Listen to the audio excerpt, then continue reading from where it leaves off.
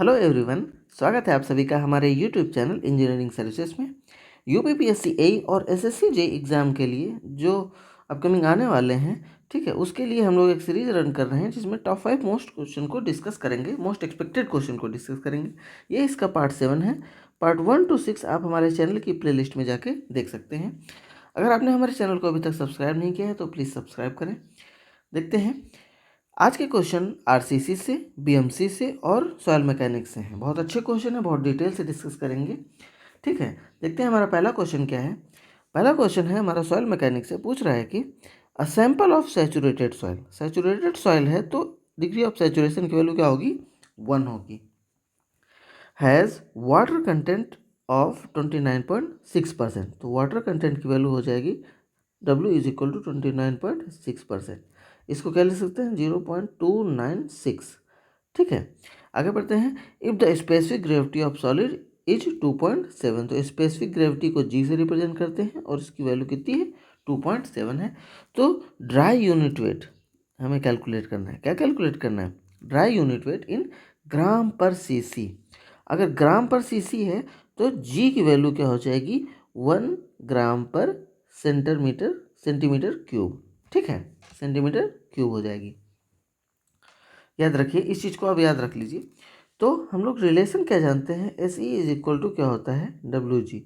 ये इसलिए फॉर्मूला लगा रहे हैं क्योंकि हम लोग जानते हैं कि ड्राई यूनिट वेट क्या होता है, G into gamma W upon 1 plus E. ठीक है, ये होता है। तो हमें ई की वैल्यू नहीं पता है, तो यहाँ से ई की वैल्यू कैलकुलेट हो जाएगी। तो एस की वैल्यू 1 है क्योंकि डिग्री ऑफ सॉइल क्या है हमारी, सैचुरेटेड है, into E is equal to W की वैल्यू है 0.296 इंटू जी की वैल्यू हो गई हमारी 2.7। यहाँ से इसको मल्टीप्लाई करेंगे तो अप्रॉक्स 0.80 के इक्वल आ जाएगा। ठीक है, इन्हीं सारी वैल्यूज़ को यहाँ पर सब्स्टिट्यूट करते हैं। तो जी की वैल्यू हम लोग जानते हैं 2.7 है, और ग्राम पर सेंटीमीटर क्यूब में अगर हमें निकालना है तो गामा डब्ल्यू की वैल्यू क्या होगी, 1 होगी। ठीक है, डिवाइड बाई 1 प्लस ई की वैल्यू हम लोगों ने कैलकुलेट कर ली है 0.8। जब इसको सॉल्व करेंगे, सिंपल कैलकुलेशन है, तो अप्रॉक्स 1.5 ग्राम पर सेंटीमीटर क्यूब हमारा आंसर आ जाएगा, जो कि किस ऑप्शन में दिया है, ऑप्शन नंबर डी में दिया है, और हमारा आंसर यही होगा। तो ये सारे फॉर्मूले आप याद रख लीजिए और इस कंडीशन को भी याद रख लीजिए। सॉइल मैकेनिक्स के क्वेश्चन हल्का सा ट्रिकी होते हैं, आराम से पढ़ेंगे तो इजीली सॉल्व हो जाएंगे। बढ़ते हैं नेक्स्ट क्वेश्चन की तरफ। नेक्स्ट क्वेश्चन सॉइल मैकेनिक्स से है और ये एक डिफिनेशन बेस्ड क्वेश्चन है। इंपॉर्टेंट क्वेश्चन है, ऐसी डिफिनेशन पूछी जा सकती है सॉइल मैकेनिक्स की।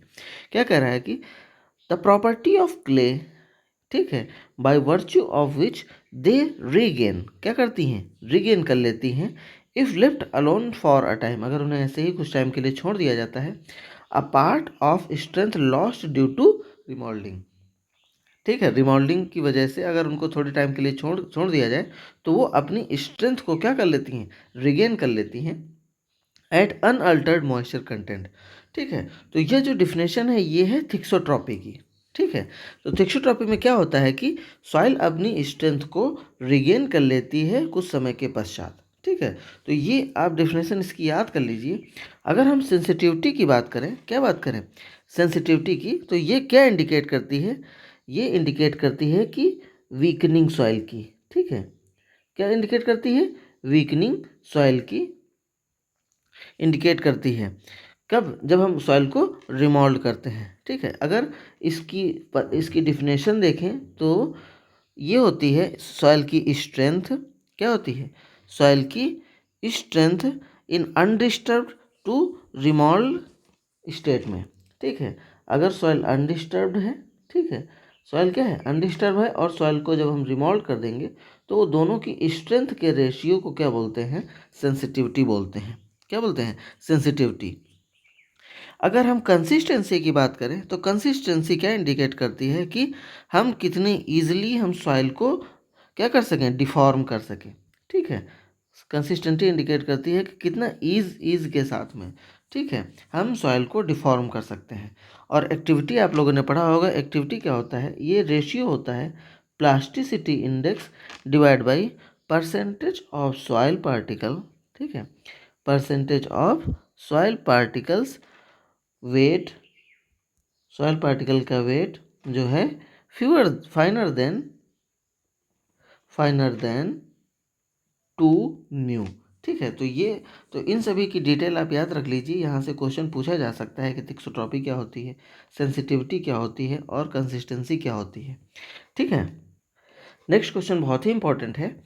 Next question building material and construction से है। इसमें पूछ रहा है कि the main constituent of cement which is responsible for initial setting of cement.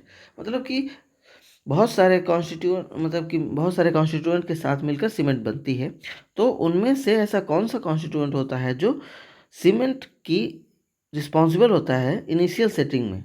ठीक है, तो आंसर तो हमारा यहाँ से आंसर जो होता है वो सी होता है कि ट्राई कैल्शियम एल्यूमिनेट जो होता है उसकी वजह से क्या होती है, इनिशियल सेटिंग होती है। Initial setting try calcium aluminate के साथ होती है।